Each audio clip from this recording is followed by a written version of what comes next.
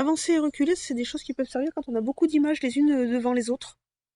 Et on va fonctionner en termes de piles comme une pile de papier. Et donc on va avancer des images ou les reculer. Peut-être vous mettre un petit exemple. On va copier et on va la coller. Voilà. Ma deuxième est au-dessus de la première. Si celle-là je veux la mettre derrière, on va reculer. Et voilà, là je la mets derrière. Même faire une rotation.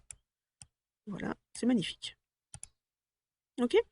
Et on remarquera que la nouvelle image que j'ai copiée a gardé le même style d'habillage. Et on voit un habillage un petit peu, voilà, adapté aux images. Donc finalement, c'est pas si mal. Ok, qu'est-ce qu'on n'a pas encore vu? Volet de sélection, on verra plus tard ça. Les alignements plus tard aussi. Ça, c'est les rotations. Si vous n'arrivez pas à le faire avec le glisser clic gauche, vous avez la rotation comme ça. Retournez horizontalement, retournez verticalement. Je vous laisse vous amuser avec ça. Et rogner, ça c'est quand on a une image dont on veut garder qu'un seul morceau. Donc, par exemple, on va prendre celle-là et je voudrais garder que la tête du petit renard. Donc on va rogner les bords. Vous voyez, on a des bords noirs qui sont arrivés. Je prends le petit bord du milieu, par exemple, je le remonte, et là ça va me découper l'image. Hop. Et une fois qu'on a fini, on tape Entrée. Et voilà, on a gardé que le petit morceau qu'on voulait.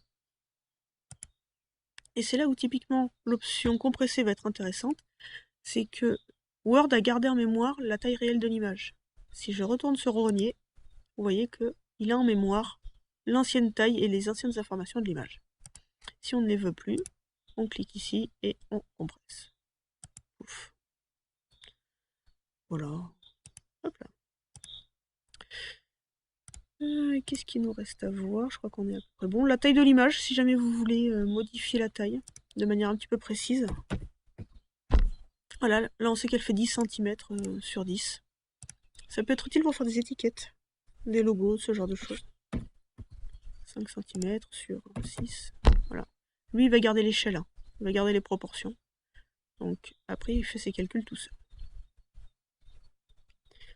Et vous voyez, là, encore une fois, on a gardé l'habillage. Donc si je me promène dans mon texte, vous voyez que ça garde l'habillage automatiquement. Et c'est quand même un petit peu plus dynamique, c'est quand même un petit peu plus sympa d'avoir du texte avec des images incrustées comme ça.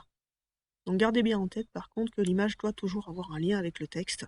Sinon ça n'a aucun sens et on va vous accuser de remplissage ou de ne pas savoir ce que vous faites.